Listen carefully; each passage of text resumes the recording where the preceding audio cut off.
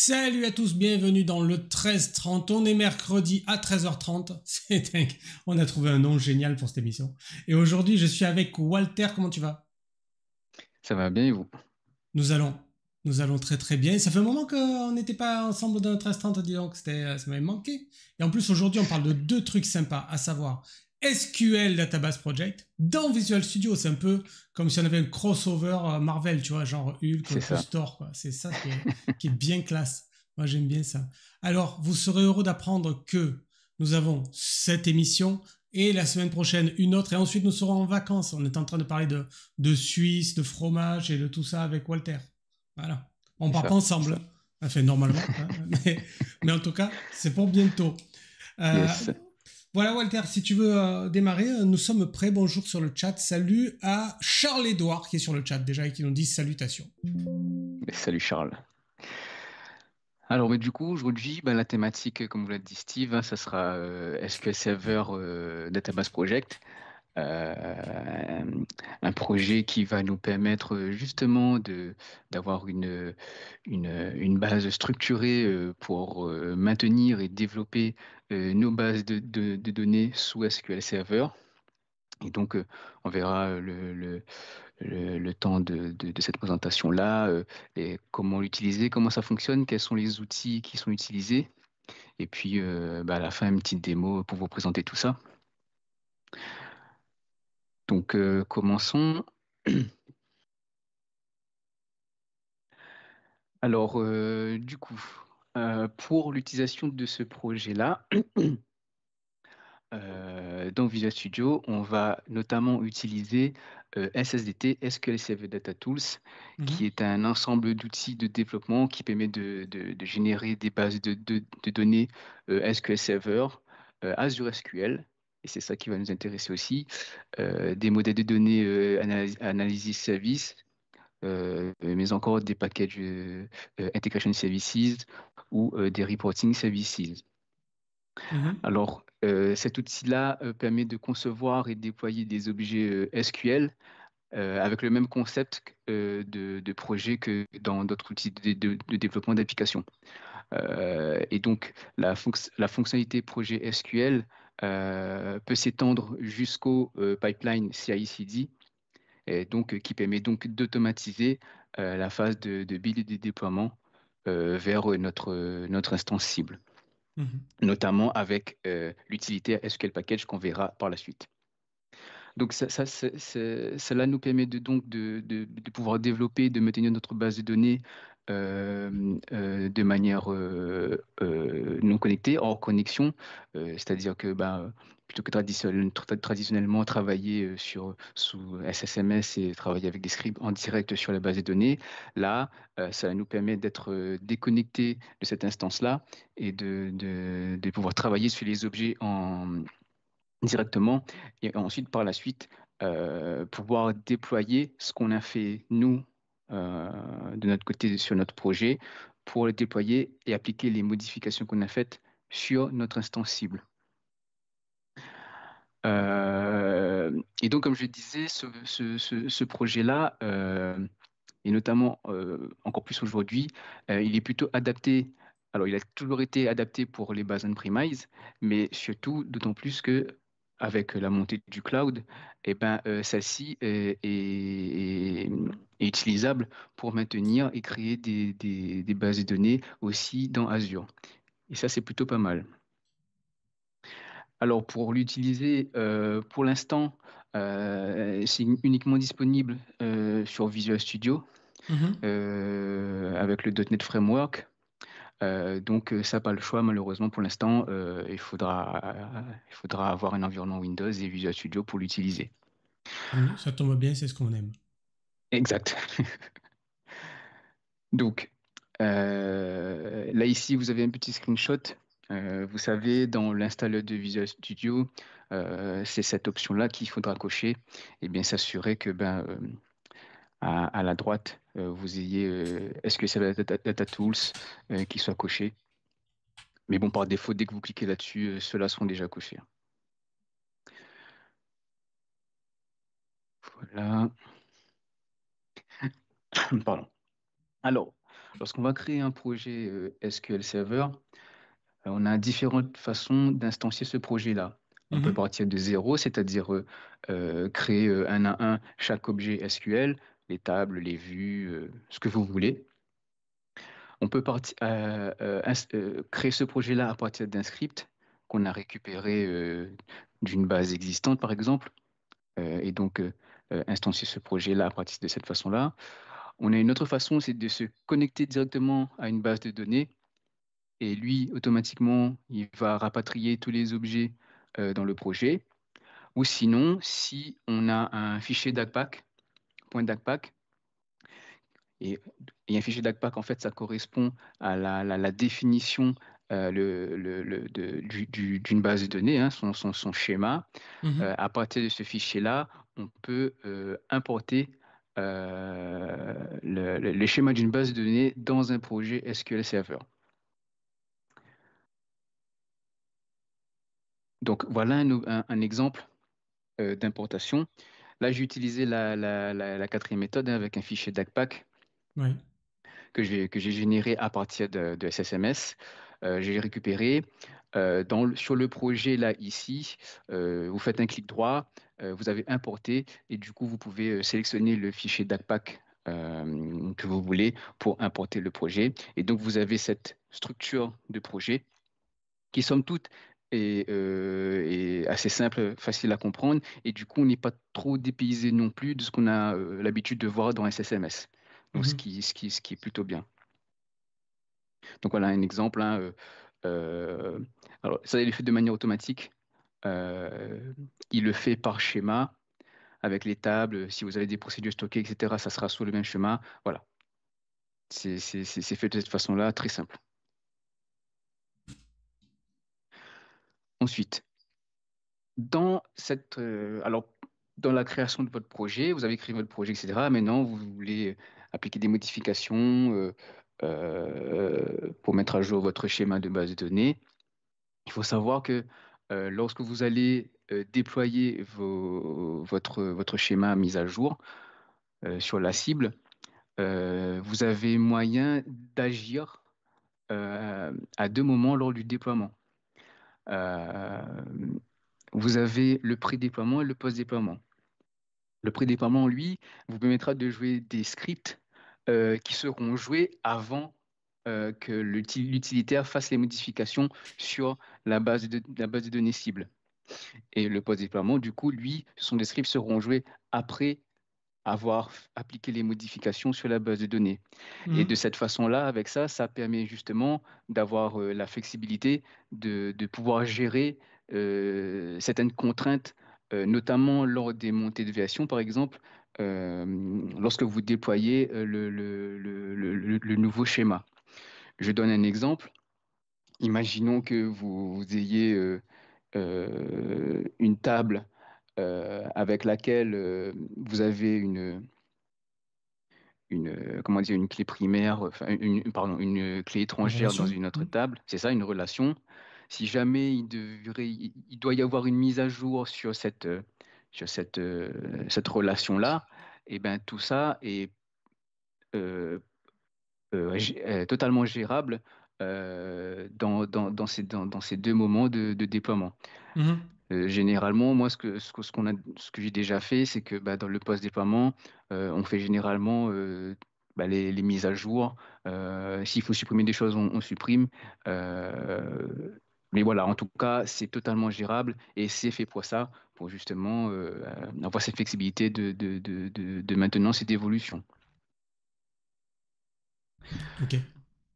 Donc là, une fois qu'on a fait toutes ces modifications, on est prêt, on a une version qui est prête. Maintenant, il va s'agir de déployer. Pour ça, c'est l'utilitaire SQL Package qui va nous être utile. En Mhm. fait, cette utilité-là, c'est en ligne de commande. Ça nous permet d'automatiser les tâches de développement de base de données, car en fait, il y a une API qui est exposée et dont les endpoints sont utilisés, certaines, pas toutes, de cette API-là, et c'est DACAFX, Data Mhm. Tier Application Framework, qui est utilisé. Et du coup, ce scale package-là, ses principaux cas d'usage, ça va se concentrer du coup sur la portabilité, et c'est ça qui est très puissant. C'est que grâce à ça, on a la possibilité de déplacer un schéma de base de données et aussi les données, hein, ça aussi c'est possible, et aussi les données entre différentes instances SQL Server ou Azure SQL. Et le deuxième cas d'usage, du coup, ce sont les déploiements de bases de données pour toute la famille SQL Server, Azure SQL et Synapse Analytics. Mhm. Donc voilà vraiment les deux cas d'usage. On a une question sur Et le chat. Si on mhm, ajoute, modifie ou supprime un des champs dans une des tables, enfin un champ ou une table, mhm. ça nous aide pour choisir certaines actions, pour l'interrogation. Quand il dit ça, je pense que c'est l'outil. Est-ce qu'il nous aide pour choisir des actions, c'est-à-dire, enfin, de ce que Ah je non, comprends, vas-y, il y a non, une ben, réponse. en fait, vous avez totalement la main sur le schéma que vous avez, vous, hors connexion. Et en fait, au moment du déploiement, grâce à SQL Package, lui, il va pouvoir générer le différentiel, enfin, les mises à jour à appliquer en D'accord. fonction de votre schéma cible. Alors, il y a quand même plus de sécurité là-dessus, hein. Par exemple, quand vous supprimez une colonne ou une table, Mhm. il y a une option que vous pouvez spécifier au moment du déploiement, c'est de supprimer du coup dans la cible aussi l'objet qui ne se trouve pas dans le schéma. Mhm. De base, par sécurité, il est sur la défensif. SQL Package, c'est que si vous supprimez quelque chose, notamment une table par exemple, la table ne sera pas supprimée sur la cible par défaut. Ok. Donc, vous avez le moyen de justement, si vous voulez vraiment que ça soit vraiment à l'image de votre schéma, vous pouvez spécifier que les objets qui ne se trouvent pas dans votre schéma à jour soient appliqués aussi sur la schéma cible. Pour la question des colonnes, ça fonctionne pareil. Et par exemple, il y a une subtilité. Par exemple, c'est lorsque vous mettez à jour votre nouvelle colonne, Mhm. ou même que ça arrive quand vous supprimez, SQL Server, au moment où vous déploierez votre script, enfin au moment où vous générez votre script, lui, il va vous dire, attention, là, vous avez potentiellement une perte de données. Et donc, il va rien appliquer. Mhm. Donc, c'est ça qui est puissant avec cet outil-là, c'est que, euh, euh, le, et ce qu'on verra aussi juste après, c'est que avant de déployer les modifications, il va faire tout de lui-même de manière automatique, euh, générer un script avec toutes les modifications à appliquer sur la cible, et Mhm. ça va nous permettre justement de vérifier qu'il ne va pas faire de conneries, et donc pouvoir vérifier avant de déployer. Donc voilà, Ok. il va pas appliquer à la lettre, enfin, comment dire, de lui-même ce que vous avez fait, il va quand même avoir des sécurités avant de Ouais. pouvoir appliquer. Donc, ce qui est bien dans notre cas. Ok. Je ne sais pas si je réponds à la question. Sans doute. Ça me paraît Ok, très bien. Je suis très ok. content. Donc, avec SQL Package, on a 5 actions disponibles pour le déploiement. Le script publish, extract, deploy report et le drift report. Moi, jusqu'à maintenant, ce que j'ai pu utiliser, ce sont le script, le publish euh, et l'extract aussi que j'ai déjà utilisé. Et je vais vous indiquer les différents cas d'utilisation. Mhm. Alors, l'extraction, tout simplement, ça permet de générer un fichier DACPAC qui va contenir le schéma, comme je le disais. Ou, si vous voulez, avec les données, ça sera un backpack. D'accord. Donc, la petite différence, voilà. Ensuite, vous avez l'action publiée qui, là, de manière incrémentielle, va, euh, va appliquer les différentes modifications par rapport à notre schéma source sur le schéma cible. Ok. Si la base de données n'existe pas, alors dans ce cas-là, elle va la créer. Voilà. Dans tous les cas, elle va mettre à jour la cible qu'on a mis, quoi. Ok. Le deploy report, le deploy report, lui, en fait, ça nous permet de créer un rapport en XML sur les modifications qui vont être apportées par une action de publication. Mhm. Le drift, lui, même chose, c'est un rapport XML, mais lui, en fait, il nous fait un rapport sur les modifications qui ont été apportées sur la base de données. Voilà, c'est la On, petite différence. on a une autre question. Oui, Quels sont les avantages par rapport au script SQL pour mettre à jour une base de données, notamment en prod? les avantages. Bah, en fait, tu peux faire exactement ce que tu peux faire aujourd'hui avec un script SQL. Et l'avantage avec ça, c'est que pour revenir sur sur les cycles, le Mhm. procédé de pré-déploiement, c'est que justement, tu peux te positionner avant de faire les modifications et après. Donc, tu as cette flexibilité-là, cet avantage-là, bon, que tu l'as aussi au côté SQL, hein, mais le fait d'être le projet SQL t'apporte du coup cette maintenabilité, cette structure qui, avec SQL Package, te permet je trouve, de maintenir beaucoup plus facilement ton schéma. Il faut savoir aussi que dans Visual Studio, tu as la possibilité de builder le projet. Ce que je veux dire par là, c'est que imaginons vous ayez deux bases de données Mhm. et il y en a la base de données A qui référence B. Et bien si B contient pardon, si A essaie de taper sur une colonne qui n'existe pas dans B, ça va vous générer une erreur. Et ça, Mhm. je trouve ça plutôt bien, puisque ça permet d'avoir la main et de voir réellement la vue sur les colonnes et les objets utilisés dans vos bases de données. C'est là où je trouve que c'est bien, même si dans tous les cas sur SSMS, on est d'accord, hein, euh, si votre procédure stockée ou quoi que ce soit ne fonctionne pas parce que ben, justement une colonne est manquante ou a été modifiée, c'est pas le bon type, etc., ça va péter. Mais là, Mhm. du coup, justement, je vois ça comme une avant-phase. C'est que dès le départ, dès la définition du schéma, on a la possibilité de builder le projet et de voir si, du coup, on est bon ou pas là-dessus. Ok. Voilà. Et ensuite, le dernier, le script. Bah, du coup, ça, c'est l'action qui va permettre de générer un script avec la mise à jour incrémentielle en SQL, en TSQL, pour le schéma. Euh, donc, bien sûr, comme je disais, alors du coup, est-ce que le package, lui, il est compatible aussi CI/CD avec Azure Pipeline et GitHub Action et même euh, d'autres euh, d'autres outils et aussi compatible sous Linux pour déployer Mhm. en ligne de commande.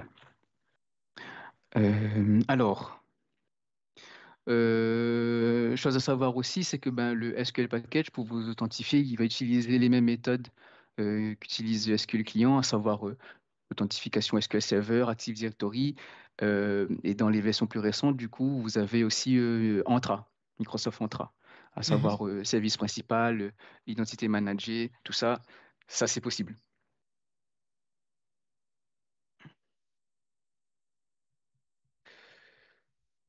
D'accord. Alors, mais du C'est coup, la je vais faire démo. une... Oui. Je vais appuyer sur le bouton de la démo. C'est bon. Yes. Je vous arrête le partage. Alors, j'en profite, les amis, pour vous donner un peu des informations sur la prochaine session du 13-30 qui sera la dernière avant les vacances. On va parler de Microsoft Loop et ce sera avec Matteo Villa. Et voilà. La semaine prochaine, bien entendu. Et ce sera à 13h30. Ceux qui ont raté l'information. Donc voilà. Alors, là donc, je me retrouve sous Visual Studio avec mon projet. Donc ici, j'ai mes deux bases de données. Alors, je vais vous présenter la B. Donc ici, en fait, ce que j'essaie de faire, c'est de représenter un peu ce qu'on peut retrouver de manière générale dans des projets SQL Server. Mhm. Donc là, par exemple, dans B, j'ai fait le choix de créer un schéma autre que DBO et donc de créer une table à l'intérieur pour que dans la suite, dans la base de données A, on verra comment ça fonctionne et que c'est pas si différent, voire pas du tout, de ce qu'on a l'habitude de voir. Ok. Donc ici, en fait, en créant ce schéma-là, de cette façon-là, du coup, ça nous permet de spécifier différents schémas, par exemple, voilà, autre que des BO. Là, ici, pour ma table, vous avez du coup une interface où vous, justement, vous pourrez ajouter vos colonnes, faire vos modifications, et vous avez même la partie anti-SQL ici pour appliquer vos modifications. Donc vraiment, on est vraiment pas dépaysé de ce qu'on a l'habitude de voir sur SSMS, hein. Vraiment, Mhm. je trouve que c'est assez simple à prendre en compte. Il y a quand même des subtilités à savoir sur le projet, mais vraiment, sur la prise en main, il y a vraiment pas de difficulté. Ensuite, pour ma base de données A, là, ici, il y a un petit peu plus d'objets. Donc là, ce que j'ai fait, c'est que j'ai créé trois tables sous le schéma DBO qui est par défaut. Ensuite, là, je me suis créé une petite vue, une procédure stockée. Et là, ici, je me suis fait euh, un petit script du style référentiel, hein, données référentielles, dans lequel je vais appeler dans mon script post-déploiement pour venir euh, valoriser et populer ma table countries. Donc là, ici, vous avez les différents objets SQL. Et là, comme je vous disais, je vous le disais dans le PowerPoint, là, ici, ces deux scripts-là vont nous permettre, du coup, d'avoir la flexibilité de faire jouer des scripts à tel ou tel moment, avant ou après les modifications. Donc là, comme je vous disais ici, c'est de cette façon-là. Alors, ça, c'est SQL Command. C'est c'est un mode à activer. Mhm. Euh, pardon, pouvoir les utiliser et enlever l'erreur de base. Il n'est pas activé par défaut, mais voilà, on peut l'activer. Et donc, c'est de cette façon-là que, du coup, après avoir appliqué les modifications que j'ai faites sur mes objets, ce script-là sera joué et du coup, il va venir ajouter ce que je lui ai demandé d'ajouter ici dans la table countries. Ok. Voilà. Alors, du coup, je vais vous faire une démo, hein, tout Ah simplement. oui, s'il te plaît. Oh, Donc c'est... là, je vais supprimer ces deux. euh,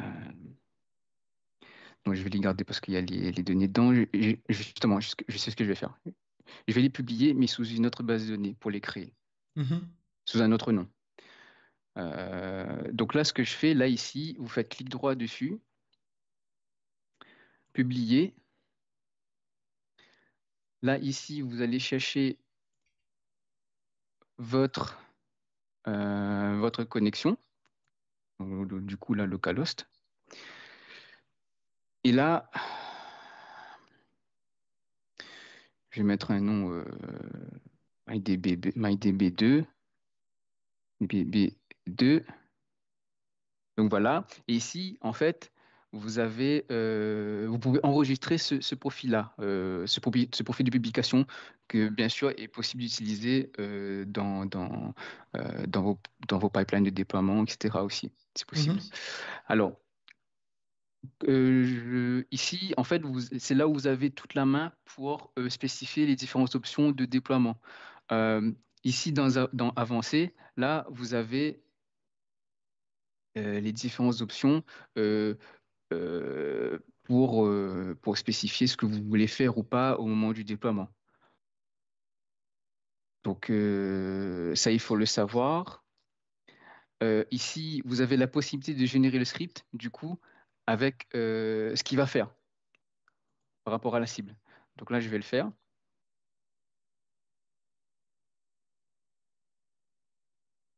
Là, en sortie, il fait son truc. Mhm.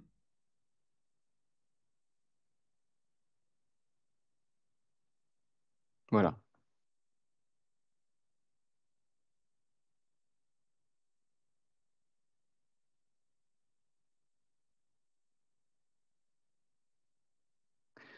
C'est vert. C'est vert, c'est magnifique. Vert, c'est bien. Donc là, ici, là, vous avez tout le script qui sera joué Mhm. euh, sur la cible. Donc là, c'est- alors ça, du coup, c'est pas mal. Et d'ailleurs, c'est ce qu'on a fait chez mon client actuel. Mhm. C'est que bah, du coup, avant de déployer sur la cible, on publie du côté d'Azure DevOps, sur la pipeline, on publie cet artefact-là pour justement vérifier avant de faire l'approbation de déploiement. Ouais. Et donc, bah, du coup, ça, bah, voilà, ça permet de voir s'il ne fait pas de conneries sur la cible, tout simplement. Donc là, voilà, vous avez tout ce script-là qui est généré par l'outil, pour l'utilité SQL Package, et qui fait tout pour vous, hein. Ça, clairement, vous avez vu en quelques clics. Ouais, bien sûr. C'est quand même pas mal. Voilà. Donc, Et ou puis en plus, sinon, hein, on peut, ce projet-là, il peut être, il est stockable sur gestionnaire de code source. ah oui, tout à fait, C'est ça qui est tout à fait, intéressant aussi, c'est d'avoir la capacité de voir quel a été l'historique exactement, de ce projet de la même manière que le reste de l'application. exactement, exactement. Donc là, si je reviens sur mon profil de publication, euh, je vais faire ça, je refais par ici. Donc là, je vais remettre MyDB, voilà, là, B2. Et du coup, là, ce que vous avez possibilité de faire, c'est de, du coup, directement publier le, le, le schéma. Donc là, je vais le faire, hop.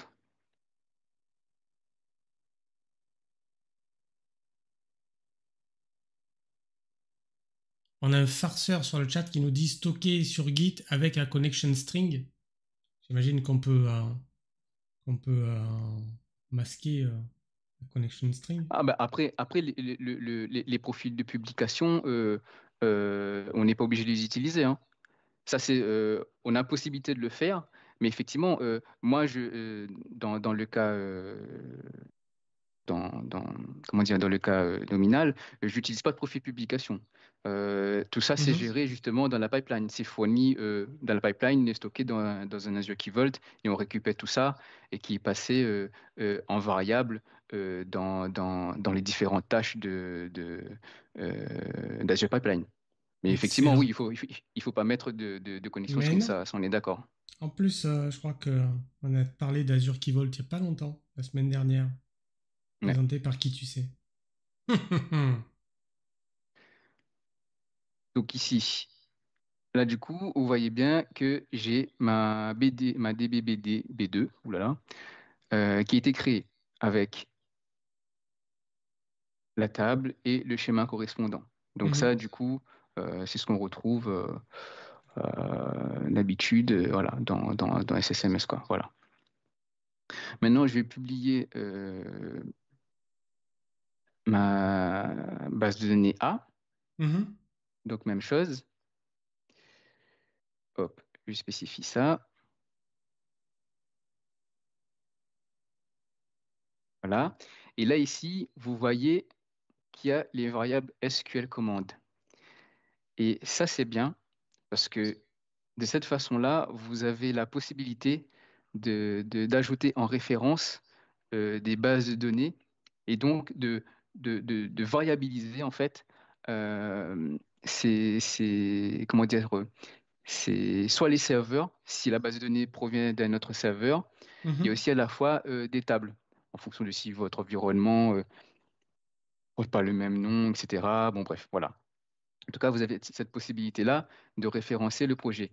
Et en fait, c'est à ce niveau ici que je le fais. C'est que là, ici, MyDBB, j'ai fait une référence à celle-ci pour que je puisse, dans ma vue, faire une petite jointure toute débile, voilà, Ouais. dessus. Voilà.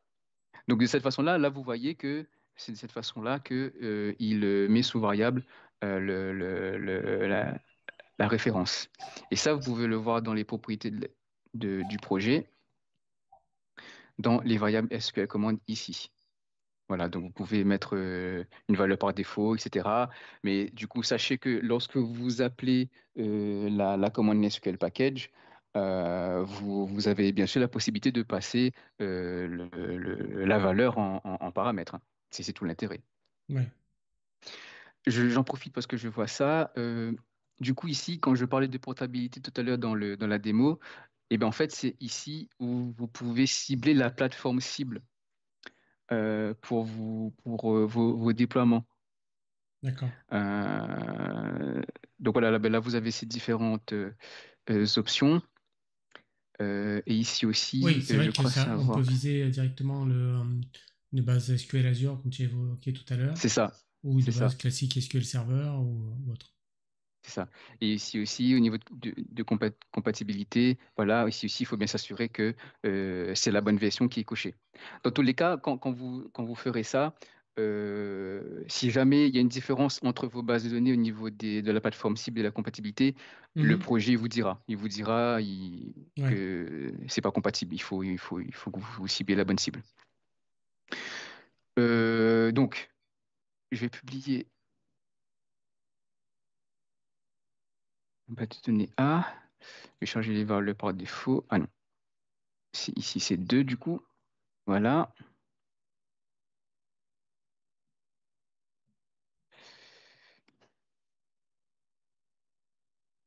voilà, j'ai publié.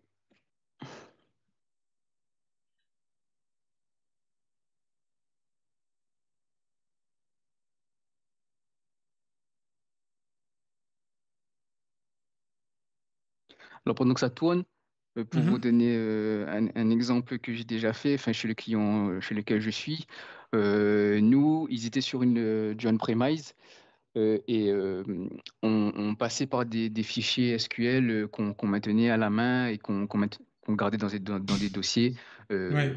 et qu'on maintenait avec des montées de version. Pourquoi? Bon, il y a aussi le fait qu'on passait par Thales qui nous faisait le déploiement. Donc, on n'avait pas forcément la main directement sur certains environnements. Mhm. Du coup, ils ont souhaité passer dans le cloud et c'est la solution que j'ai portée pour justement que les développeurs justement aient la main pour euh, développer et maintenir le schéma et surtout aussi par le biais de la CI/CD, ben, qu'il n'y ait personne, pas d'intervenant, à part l'approbation, bien Mhm. évidemment, mais qu'il n'y ait vraiment pas d'intervenant sur ben, du développement jusqu'au déploiement.